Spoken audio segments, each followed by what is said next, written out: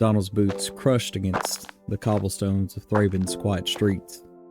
The once proud spires of the city, dedicated to the Archangel Avacyn, now loomed over him like the cold shadows of a forgotten era. The unmaking of Avacyn had shattered more than just the celestial protector. It had broken the hearts of her faithful. Donal had been one of them, a devout cleric who had once believed the angel's light would indeed cleanse Innistrad of its horrors. But that light had turned to ash.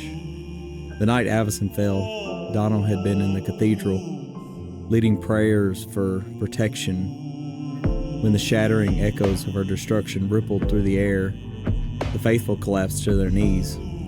Donal, however, stood frozen. That silence that followed was deafening, broken only by the wails of the grieving. But his tears didn't come.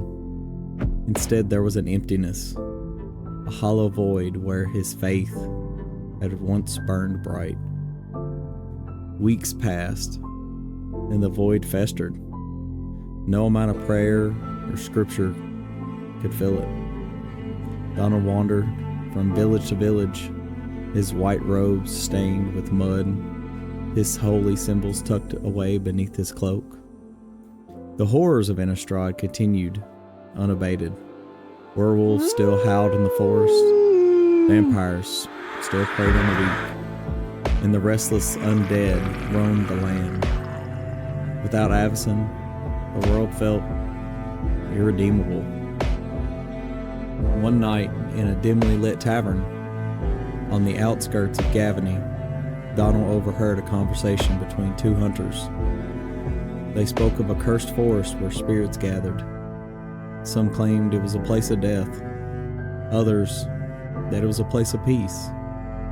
Something about it called to him, a whisper in the dark corners of his mind. Perhaps it was the madness, or perhaps it was a new hope. Donal set out the next morning, his path winding through dense, mist-laden forests. The journey was arduous. Shadows moved where should none, and the air seemed thick with sorrow. Yet there was an odd pull, a sense that there was something here for him, that he was meant to be here. Days turned to weeks as he ventured deeper into the forest. He encountered restless spirits, some hostile, others merely lost. To his surprise, he found himself speaking to them, listening to their stories, offering what solace he could. Though his faith in Avacyn was gone, he had discovered a strange comfort in these exchanges. One morning, Donal awoke in a clearing bathed in soft, ethereal light. The trees around him were alive with birds of all kinds: sparrows, owls, crows, and doves. Among the flitted, translucent, spectral birds had appeared, their ghostly forms shimmering in the dawn. The air was filled with their songs, a harmonious blend of life and death, joy and sorrow. Donal sat up, catching his breath in his throat. For the first time in years, he felt something stir within him. Not his faith, but peace. The birds did not shy away from him. They had perched on his shoulders, his arms, and even his head.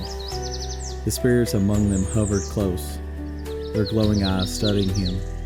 Donal closed his eyes and let their songs wash over him. It was as though the forest itself had embraced him, accepting his brokenness and offering solace in return.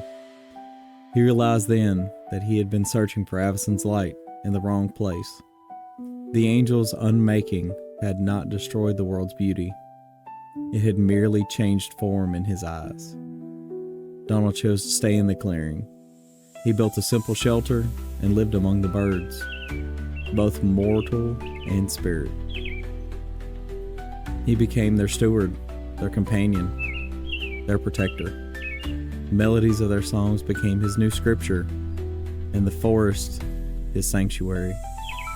Though he no longer worshipped Avicen, he found a new kind of devotion to the delicate balance of life and death, and to the creatures who embodied it. One day, as Donal watched the sun filter through the leaves, he smiled. He was no longer the devout cleric who had once knelt in Thraben's grand cathedral. He was something else entirely. A herald of wings. A man who had found peace not in the light of an angel, but in the quiet bird song of a haunted forest.